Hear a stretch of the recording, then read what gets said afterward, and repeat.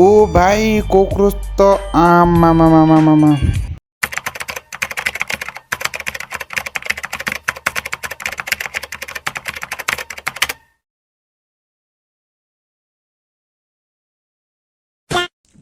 Hello everybody, welcome back to my new video.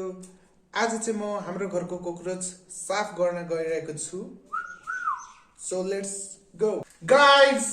यहाँ हाम्रो घरमा यो आइसकेको छ, यो कोक्रोच मार्ने दबाई होइन, यो चक।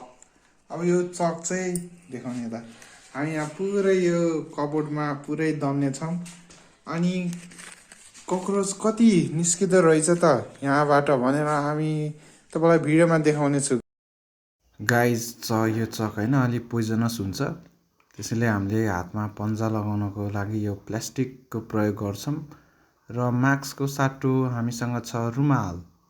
यसै गरी मलाई मम्मीले त्यो पन्जा लगाइदिन सहयोग गर्नुहुन्छ र मास्क पनि लगाइदिनुहुन्छ। र गाइज म चाहिँ अब चक दल्न रेडी भइसकेको छु।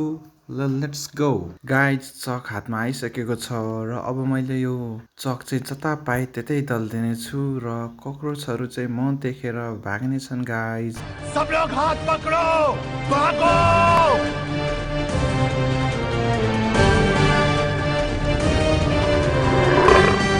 म चाहिँ यताबाट चक दल्न सुरु गर्दैछु। अनि यो भाग भइसकेपछि चाहिँ हामी यता माथि कबोर्डमा दल्नेछौँ। यो चक जति दले पनि नदलेको जस्तो देखिने गाइज, के भएको हो तर बाल छैन भन्दै मैले चक दलेको दलै गर्न थालेँ।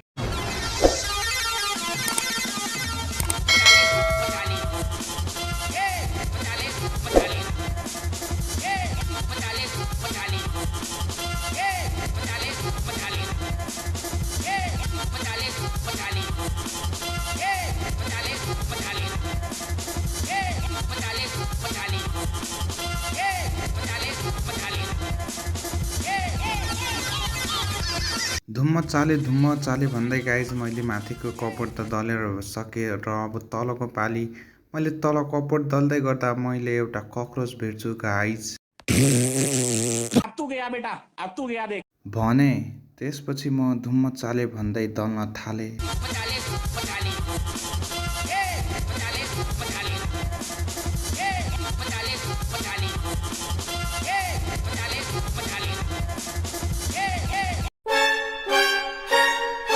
ब्याक टु ब्याक गाइज, फेरि पनि एउटा कक्रोच भेटेँ मैले। भन्दै गर्दा दुईटा कक्रोच पक्राउ। अहिलेलाई यिनीहरूलाई मैले जान दिएको गाइज। जा सिमरन, जा जीले अपनी जिंदगी। तिमीहरूलाई थाहा नै छ होला मैले तिनीहरूलाई किन जान दिएको भनेर। दल्दा झ्याउ लागेर मुड बुस्टको लागि मैले धुम्म चाले गीत बजाउँदै दलेँ गाइज।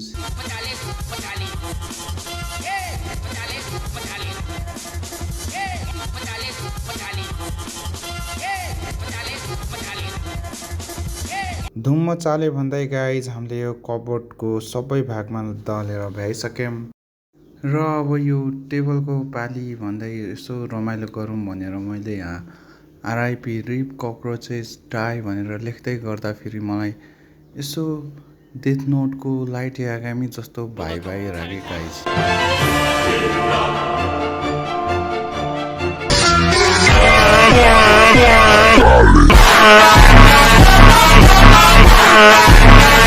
ल गाइज, लगभग हामीले यो दलेर भ्याउन लाग्यौँ होइन। दल्दा मेरो त लास्ट हात दुखेर हैरान भएको नि यार म त। फाइनली गाइज किचनमा चक दलेर भ्यायौँ। अब यहाँबाट कति कक्रोच निस्किन्छ भन्ने चाहिँ अब 3-4 घन्टा पछि हेर्न आऊँ है। फाइनली बल्ल दलेर भ्यायो भनेको। 2000 years later. गाइज लिटरली अहिले रातिको 12 बजेको छ। लेकिन एक सेकेन्ड,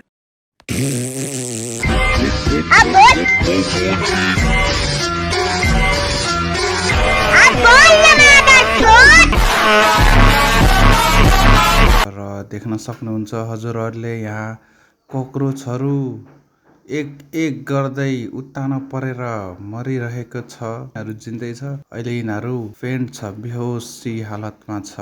लेकिन एक सेकेन्ड। गाइज ककरोच त टन्नै निस्केछ निस्किन त, तर मैले एक्सपेक्ट गरेको जति चाहिँ अलि भएन, अलि धेरै एक्सपेक्ट गरेको थिएँ मैले, तर त्योभन्दा अलि थोरै निस्केछ। तर केही छैन, निस्किने त निस्कियो।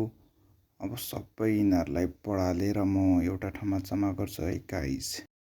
गाइज हेर्दै जाउँ है त ककरोच कति रहेछ भनेर। ओहो ककरोच त बाबै, बच्चादेखि बुढो, बुढोदेखि बच्चा सबैजना कोही उत्तानो परेर, कोही घाइते अवस्थामा पनि भाग्ने प्रयास गर्दैछ गाइज। गाइज अहिलेको अवस्था यस्तो छ कि जता हेऱ्यो त्यतै ककरोच छ। यो ककरोचको साटो बरु पैसा भइदिए कस्तो हुन्थ्यो होला गाइज। जता हेऱ्यो त्यतै पैसा। ओहो भन्दै मैले अब यिनीहरूलाई सफा गर्नलाई कुचो र प्यान लिन गएँ। मलाई यो जिन्दगीले छुट्टी लगन जिन्दगीले चाहिँ होइन गाइज, त्यो कोक्रोचले चाहिँ साह्रै दुःख दियो के। गाह्रो हुँदो रहेछ गाइज सफा गर्न। अघि त्यो चक दलेर हात दुखिरहेको थियो, त्यसै पनि अहिले त झन् बढालेर त मेरो ढाड पनि दुख्यो।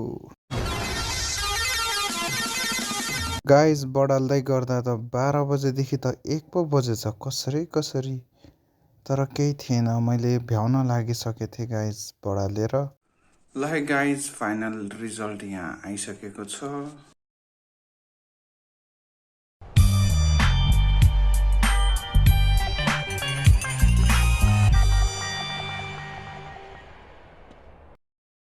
एक तो लाइक और शेयर ठोक दीजिए महाकाल का से दबा के लाइक और शेयर ठोक दीजिए।